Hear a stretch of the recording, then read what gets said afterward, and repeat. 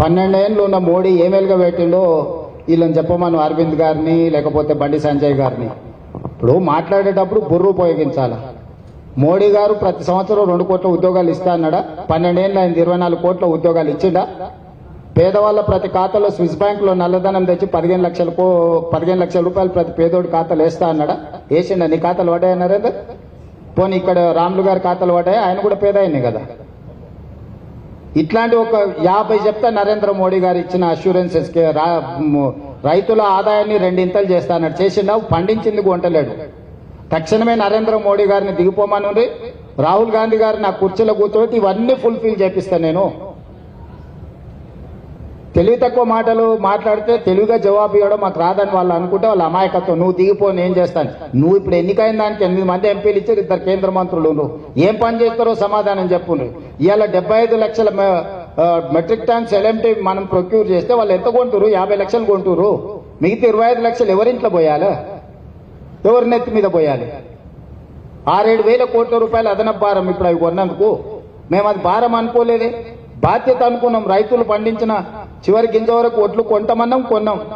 మొక్కలు కనీస మద్దతు ధర వాళ్ళు ప్రకటించారు, ఒక్క గింజనైనా కొన్నారా? జొన్నలు కనీస మద్దతు ధర ప్రకటించారు, ఒక్క గింజనైనా కొన్నారా?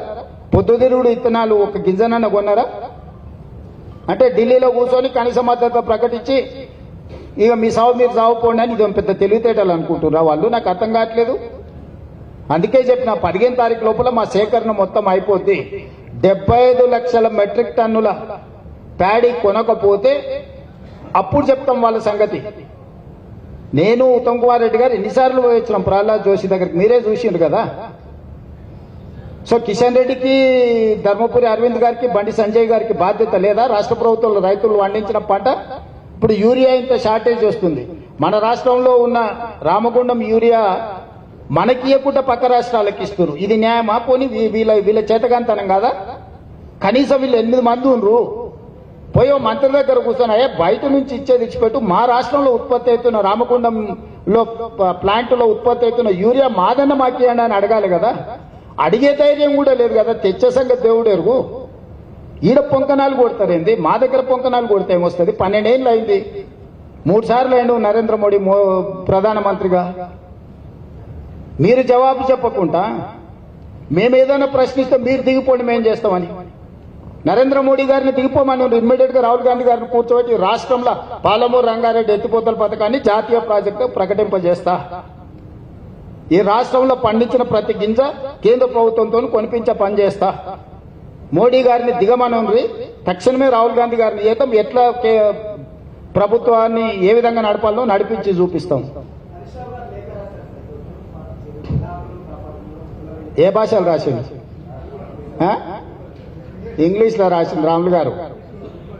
నాకైతే ఇంగ్లీష్లో వచ్చింది, తెలుగుది రాలే. ఇక ఎవరో రాసిచ్చారు, ఎవరో సంతకం పెట్టారు, ఏం చేస్తాము? అదే ఇంగ్లీష్లో ఉంది సార్, చూసిన ఉత్తమాన్ని చూపిస్తే ఓ పని చేయండి, హరీశ్రావు గారికి అసెంబ్లీకి వచ్చినాడు అది ఇచ్చి తప్పులు ఒకటో చదవమని చెప్పిన రాసుడి సంగతి తర్వాత. కానీ ఎవరో రాపిస్తే సతకాలు పెట్టుడు, నేను అదే చెప్తున్నా కదా. ఇక ఆయన వచ్చి మాకు చదువు నేర్పాలి సక్కటాయన.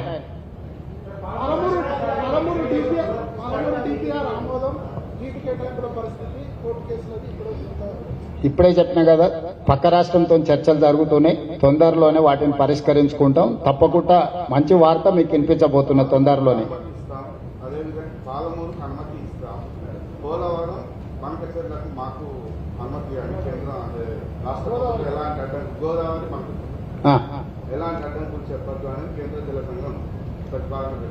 అవును, అదే కదా చెప్తున్న, చర్చలు జరుగుతున్నాయని. ఫస్ట్ మాకు పాలమూరు డిండి 100% మాకు ఇస్తే సముద్రంలో పోయే నీళ్ళ గురించి మళ్ళీ మాట్లాడదాం. మా నికర జలాలు ఎట్లా తక్కువ పడతాయి? ఎవరు చెప్పారు తక్కువ పడతాయని? 968 సోదరా, ఒకవేళ మీకు తెలిస్తే మా సంతోషం, తెలియకపోతే తెలుసుకోండి. 968 టీఎంసీలు తెలంగాణకు గోదావరిలో కేటాయింపులు ఉన్నాయి. ఒక్క చుక్క కూడా తగ్గనీయము. 516 టీఎంసీలు ఆంధ్రప్రదేశ్కు ఉన్నాయి గోదావరిలో. వాళ్ళు 516 వాళ్ళు ఎక్కడ వాడుకుంటారో వాళ్ళ ఇష్టము.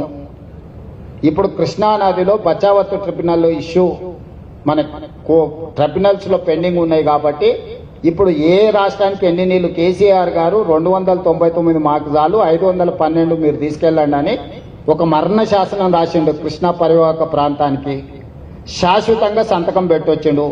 కేసీఆర్ రాసిన మరణ శాసనాన్ని తిరగరాయాలంటే ఇప్పుడు ఎంత సమస్యగా సంక్లిష్టంగా మారిందనంటే ఇంకా చెప్పలేనంత సంక్లిష్టంగా ఉంది. అందుకే ఈరోజు నికర జలాల కేటాయింపులు పాలమూరు రంగారెడ్డికి 90 టీఎంసీలు, డిండి 20 టీఎంసీలు, మావి మాకు ఎన్ఓసి ఇస్తే అప్పుడు మీ ప్రాజెక్టుల గురించి చర్చ, లేకపోతే చర్చించే సమస్యనే లేదు అనేది మొదటి విషయం. రెండవది, గోదావరిలో నికరంగా తెలంగాణ రాష్ట్రానికి కేటాయించిన 968 టీఎంసీల కేటాయింపులో ఒక చుక్క కూడా కాంప్రమైజ్ అయ్యే క్వశ్చనే లేదు. మన 968 మనం ప్రాజెక్టులు కట్టుకొని మనం వాడుకున్న తర్వాత సముద్రంలోకి పోయే నీళ్ళేం లెక్క అప్పుడు తేలుతుంది. సో మన 968 అనేది మనకు అష్యూర్ చేసుకుంటే మిగిలిన దాని గురించి మళ్ళీ చర్చ చేస్తాం. వాళ్ళు గోదావరి నుంచి తీసుకొచ్చి బనకచర్లలో పోసుకుంటారా, నల్లమల్ల సాగర్లో పోసుకుంటారా, ఇంకో దగ్గర పోసుకుంటారా, ఇది మన సమస్య కాదు. మన సమస్య ఏంది?